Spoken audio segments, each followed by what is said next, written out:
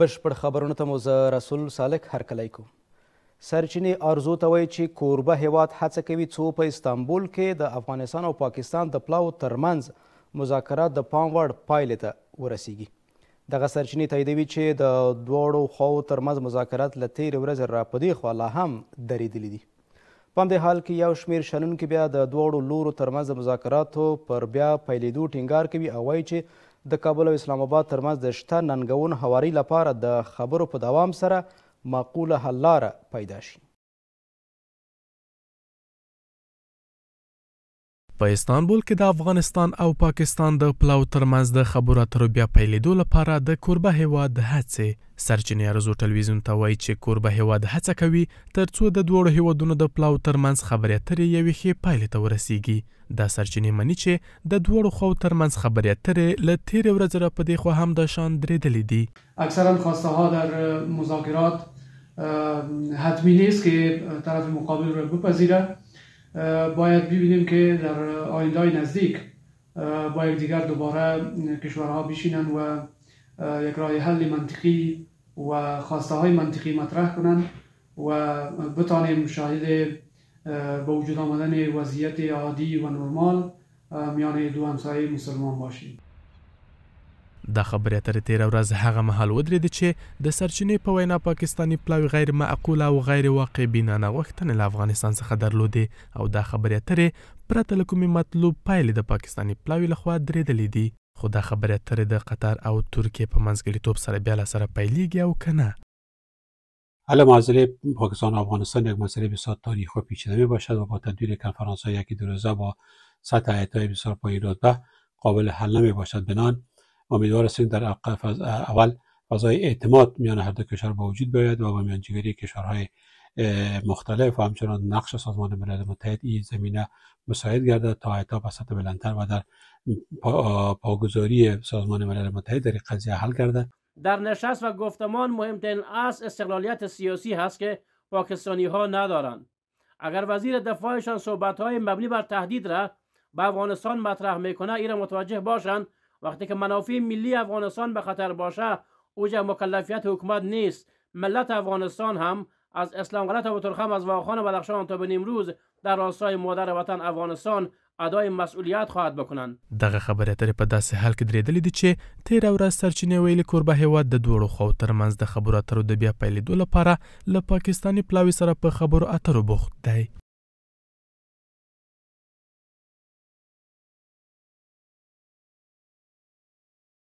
د ایران ولسمشر وایي چې هیواد یې د پاکستان او افغانستان ترمنځ د اختلافونو هواري لپاره همکارۍ ته چمتو دی.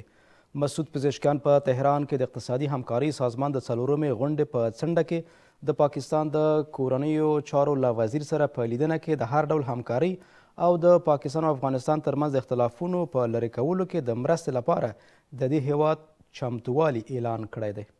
نوموړي د ترینګلتیا کمیدو او له هر ډول نښتو څخه د ډډه کولو لپاره پر هڅو هم ټینګار کړی دی. د کابل او اسلام آباد ترمنځ د ترنګلتیاو له زیاتېدو وروسته د ایران ولسمشر په تازګۍ سره ویلي هیواد د دواړو هیوادونو ترمنځ د کړکېچونو د هوارۍ لپاره همکارۍ ته چمتو دی. د ایران د ولسمشر د خبرپاڼې پر بنسټ مسعود پزشکیان د ایکو یا د اقتصادي همکاریو سازمان د څلورمې ناستې په څنډه کې د پاکستان د کورنیو چارو وزیر سره په لیدنه کې ویلي تهران د کابل او اسلام آباد ترمنځ د کړکېچونو د هوارۍ په موخه د هر ډول همکارۍ او مرستې لپاره چمتو دی. موږ باور لرو چې د ترنګلتیا کمولو او هر ډول نښتو څخه د مخنیوي لپاره باید هڅه وشي. نن تر بل هر وخته ډیره اړتیا د مسلمان هیوادونه د یووالي او ورورولۍ په ساتنې سره د مشترکو دښمنانو پر وړاندې ودرېږي.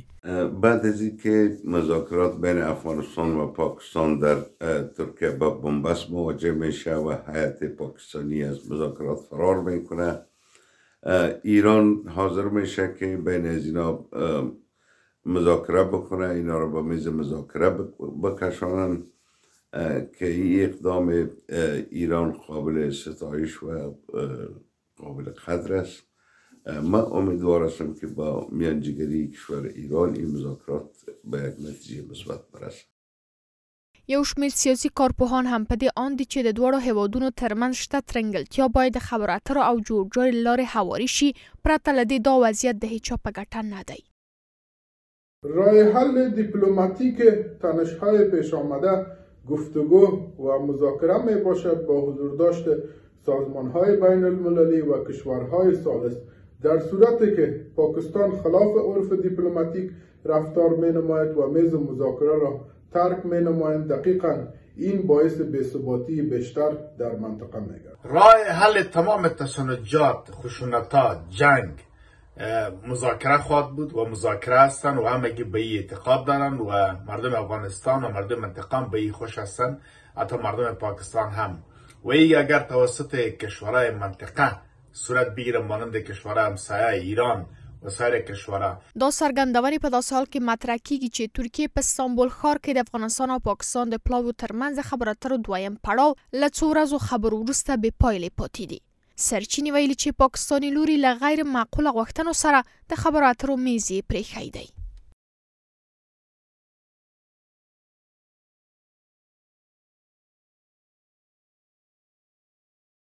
د کورنیو چارو وزارت د نشهیي توکو سره د مبارزې معین وایي چې اسلامي امارت له نشهیي توکو سره کلکه مبارزه کړې ده او هیڅ چاته د هغه د کښت، قاچاق، پیر او پلور اجازه نه ده ورکړې. محمد قاسم خالد د یونما له سیاسي رئیس سره په لیدنه کې کروندګرو لپاره د نشهیي توکو د بدیل کښت، د روږدو درملنې، وقایې او د دوی لپاره د حرفوي زده کړو برخه کې د نړیوالې ټولنې د همکارۍ غوښتنه هم کړې ده. نوموړي زیاته کړې چې د نشهیي توکي د افغانستان ستونزه نه بلکې نړیواله ستونزه ده. د اسلامي امارت د کورنیو چارو وزارت په هیواد کې د نشهیي توکو ښکارندې سره له جدي مبارزې خبر ورکوي. د کورنیو چارو وزارت له نشهیي توکو سره د مبارزې معین د یونما له رئیس او پلاوي سره په لیدنه کې ویلي اسلامي امارت له نشهیي توکو سره مبارزه کړې او هیڅ چاته د کښت، قاچاق، د پیر او پلور اجازه نه ده ورکړې. محمد قاسم خالد په دې لیدنه کې کروندګرو ته د نشهیي توکو د بدیل کښت برخه کې د نړیوالې ټولنې د همکارۍ، د روږدو درملنې، وقایې او دوی ته د حرفې د زده کړو غوښتنه کړې ده. ښاغلي خالد ټینګار کړی چې نشهیي توکي د افغانستان ستونزه نه بلکې نړیواله ستونزه ده. ما میتونیم دیاقین ما را تشویق کنیم و حکومت میتونه فرصت‌های خوبی را ایجاد کنه. سازمان‌های ملل متحد، سازمان‌های انجوهای مواد غذایی میتونن که جایگزین کشت کوکنار دیگر نیالا بوتای بسیار خوبی که جایگزینش هست باید به دسترس دیقان قرار بگیره، مثل هنگ افغانستان، مثل زعفران افغانستان. نمی اواخری که نیالای خوبی آمده به نام نیال بالونیا، این خودش میشه که معیشت بدیل کشت کوکنار شود و یک فرصت خوبی به دیاقین کشور ایجاد شود. در هر صورت باید دیقان حمایت شود تا که جلوگیری از کشت کوکنار صورت بگیره. یو شمیر کارپوهان هم په هیواد کې د نشهیي توکو له ښکارندې سره د مبارزې برخه کې له اسلامي امارت سره د نړیوالو بنسټونو پر همکارۍ ټینګار کړی او کروندګرو ته د بدیل کښت غوښتونکي دي. کار خوبی است چون هر قدر در افغانستان کشت بدیل در حقیقت رشد داده شد با مو اندازه یقین ما علاقمند میشه، بازارهای نو پیدا میشه و یک اقتصاد پویا و یک اقتصاد بدون مشکل و بدون جنجال ما در سطح دنیا مطرح میشیم که مسائلی که فعلا وجود داره این مسائل از سر دیاقین ما پس میشه که یا کشتای غیر قانونی است و غیر عرف است و را کشت نمیکنن و رفتن سمت کشت زعفران یا کشت انگوزه در شمال افغانستان یا انگ. د کورنیو چارو وزارت د خبرپاڼې له مخې د یونما سیاسي رئیس هم په دې لیدنه کې د نشهیي توکو له منځه وړلو او د دغې ښکارندې پر وړاندې مبارزه کې د اسلامي امارت د رهبر له فرمان څخه مننه کړې ده.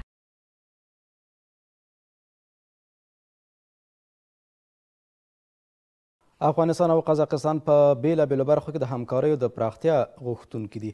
د صنعت او سوداګرۍ وزیر د قزاقستان د لومړي وزیر مرستیال په یوه لیدنه کې د دوه اړخیزو همکاریو د لارې نقشې پر پلي کېدو ټینګار کړی چې موخه یې په راتلونکو کلونو کې تر 3 میلیارډ ډالرو پورې د دواړو هیوادونو ترمنځ د سوداګرۍ د حجم زیاتېدل دي. نورالدین عزیزي دغه راز د قزاقستان الماتا ښار کې د افغانستان د محصولاتو د پلور د مرکز رامنځته کېدو او د افغانستان په بنسټیزو پروژو کې د دغه هیواد د پانګونې راجلبولو غوښتنه هم کړې ده. د صنعت او سوداګرۍ وزیر قزاقستان ته د خپل سفر په ترڅ کې د لومړي وزیر مرستیال او د دغه هیواد د ملي اقتصاد له وزیر سره کتلې دي. د صنعت او سوداګرۍ وزیر د یوې خبرپاڼې په خپرولو سره وایي دواړو لورو په دغه لیدنه کې د سوداګریزو اړیکو پر پراختیا ټینګار کړی او په ګڼو برخو کې د همکاریو د پراخېدو غوښتنه یې کړې ده. د دغه خبرپاڼې له مخې دوی دغه راز د دوه اړخیزو همکاریو د لارې نقشې پر پلي کېدو چې موخه یې په راتلونکو کلونو کې د کابل او استانې ترمنځ 3 میلیارډ ډالرو ته د سوداګرۍ د حجم زیاتېدل دي هم ټینګار کړی دی. دو طرف بر تطبیق نقشه راه همکاری‌های دو جانبه میان افغانستان و قزاقستان تاکید کردند که هدف آن افزایش حجم تجارت میان دو کشور تا سقف 3 میلیارد دلار در سالهای آینده میباشد. طرفین اهمیت نقشه راه را در تحکیم همکاری‌های اقتصادی، تسهیل ترانزیت و گسترش سرمایه‌گذاری متقابل برجسته ساختند. د صنعت او سوداګرۍ وزارت مسئولین دغه راز وایي ښاغلي عزیزي له قزاقستاني چارواکو سره په لیدنه کې په الماتا ښار کې د افغانستان د محصولاتو د پلور مرکز رامنځته کېدو او د افغانستان په بنسټیزو پروژو کې د دغه هیواد د پانګونو د راجلبولو غوښتنه کړې ده. وزیر صنعت و تجارت ضمن معرفی فرصت‌های سرمایه‌گذاری و ظرفیت‌های صنعتی افغانستان خواستار ایجاد مرکز فروشات محصولات افغان در شهر آلماتا و جلب سرمایه‌گذاری قزاقستان در پروژه‌های زیربنایی افغانستان شد. ورته وخت کې یو شمېر اقتصادي کارپوهان د افغانستان سیمې او ګاونډیو هیوادونو ترمنځ د همکاریو پراختیا د هیواد اقتصادی وده کې مهم یادوي. با هر پیمانه که روابط اقتصادی امارت اسلامی افغانستان با کشورهای منطقه و جهان وسیع‌تر میشه، با همان پیمانه میتونه در مدیریت تحریم ها مؤثر واقع شود و در کنار این سبب میشه تا بیشتر فرصت های موجود سرمایه گذاری در افغانستان به سهم کشورهای جهان برسه و میشه که سرمایه گذاران تشویق بیشتر به سرمایه گذاری در افغانستان میشن. یکی از موضوعات اساسی در تجارت ارتباطات تجاری است و این ارتباطات زمان خوبتر میتونه تامین شود که ما کالاهای خود اشتهار کرده باشیم و مجرای خوب اشتهارات هم اشتراک در نمایشگاه ها میتونه باشه. برن اشتراک حیات اقتصادی و همچنان تجار افغانی در نمایشگاه افغان قزاق میتونه به سود اقتصاد ما هم و به سود کشورهای آسیای میانه هم تمام شده باشه. دا په داسې حال کې ده چې تیره ورځ د سوداګریز تواصل غونډې په څنډه کې د افغانستان او قزاقستان خصوصي سکتورونو ترمنځ د 360 میلیون ډالرو په ارزښت 15 سوداګریز تړونونه لاسلیک شول.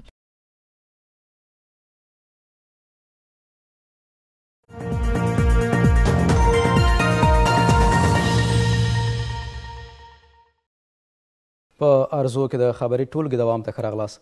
د ننګرهار وادي اماراتي شرکت مسؤلین د دې شرکت په باغونو کې د زیتونو د 40 سلنې حاصلاتو لا زیاتېدو خبر ورکوي. د دوی په خبره په روان لمریز کال کې د دې ولایت له بڼونو څخه 1400 متریک ټونه زیتون ترلاسه شوي دي چې ترې به 190,000 لیتره غوړي تولید شي. له دې سره د ننګرهار وادي اماراتي شرکت مسؤلین وایي چې هڅه کوي څو د دې ولایت زیتونو ته د بازار موندنې په مخه په نور ولایتونو کې هم د پلور څانګې جوړې کړي.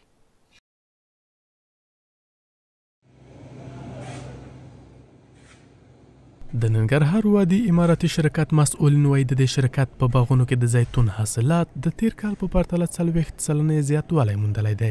د دوی په وینا په روان لمریز کال کې دغه شرکت له 4 بڼونو څخه 1,600 ټنه زیتون راټول شوي، په داسې حال کې چې دغه شمېر تیر کال 1,100 ټنو ته رسېده. د دغه شرکت مسؤلین وایي په دغه ولایت کې له ترلاسه شویو محصولاتو څخه به 190,000 لیتره غوړي او 15 ټنه ترشي تولید شي. موږ سږ کال 40% د پروسس کال د تیر کال څخه زیات تیل لاسته راوړو. حالا به غواړو چې حالا زیات هم کړي او د زیتون دغه رقم د زیتونو اچار د پروسس کال 10 ټنه و سږ کال هغه 15 ټنه تولید شوي دي. نو او بل پروسس کال د زیتونو دانې چې وي حاصلات چې وي هغه د پلان د مخ څخه 2000 ټنه ورکول شوي دي. هغه تاسو په یاد شي هغه توفان رالی هغه تکلیف جوړ شو، نو بیا 1,100 ټنه زیتون دانې وسولې. ورته مهال یو شمېر هغه کروندګر چې د ننګرهار وادي کرنیز اماراتي شرکت کې په کار بوخت دي له خلکو غواړي تر څو له کورني محصولاتو څخه ډېره ګټنه وکړي. تیږه پاڼه هر څه مخنیوی کوي. خالص زیتون موږ مکسر ماشین ته اچوو، هلته زره دانه هر څه میده کېږي او بیا مثال څلورم ماشین موږ لرو چې هغه جامد او مایع سره بیلوي. جاړه لاندې غورځېږي، تیل او اوبه بل آخري ماشین ته ځي. ماشاءالله پاغون نن څه کالې تیر کلونو کې کال په کال ماشاءالله حاصلات ډېرېږي، حاصلات خو نه مخ ډېرېږي او خو دلته راځي پروسس کوو. انشاءالله که نور هم باغونو باندې سرمایه ګذاري وشي، کار پکې وشي، ماشاءالله دلته به کارګران اضافه شي هلته به د هغې د عایدات ډېر شي دلته به دولت عایدات ډېر شي ماشاءالله. د یاد شرکت مسؤلین دغه راز د دغه شرکت په بڼونو کې د زیتونو 50,000 ونو له کینولو خبر ورکوي او د هیواد په ولایتونو کې د پلور څانګو د رامنځته کېدو لپاره له هڅو ډاډ ورکوي.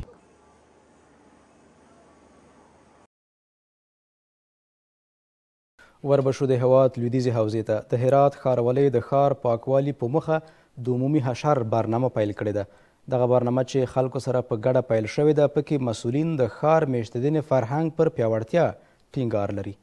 یو شمېر هرات میشتي هم له ښاره د کثافاتو راټولولو لپاره د کثافتدانیو د لا ډېرو ایښودو غوښتنه کوي. په هرات کې د خلکو له شتون سره د عمومي اشر په لار اچول کېدل. د هرات سلګونه تنه اوسیدونکي د دې ولایت له ښاروالۍ سره یو ځای شوي ترڅو د ښار په پاکۍ او د کثافاتو د زیاتېدو په مخنیوي کې ونډه ونیسي. د هرات د ښاروالۍ چارواکي وایي دا برنامه د 3 ورځو لپاره د ښاري فرهنګ د پیاوړتیا په موخه په لار اچول شوې ده.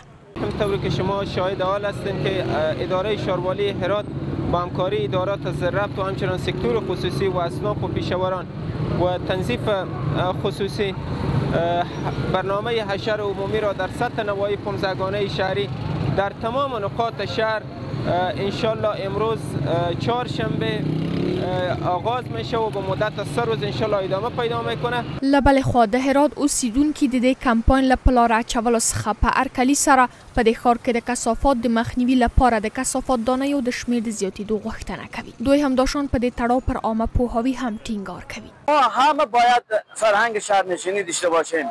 تمام مردم، تنها مردم شهر نیست، تمام مردم از دیات که میایم، از ولسفلیا که میایم باید فرهنگ شهرنشینی داشته باشند.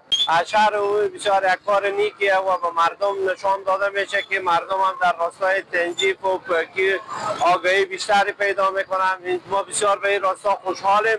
له دې سره د وګړو او د موټرو زیاتېدل د هوا د ککړتیا او د کثافاتو د زیاتېدو لامل شوی دی.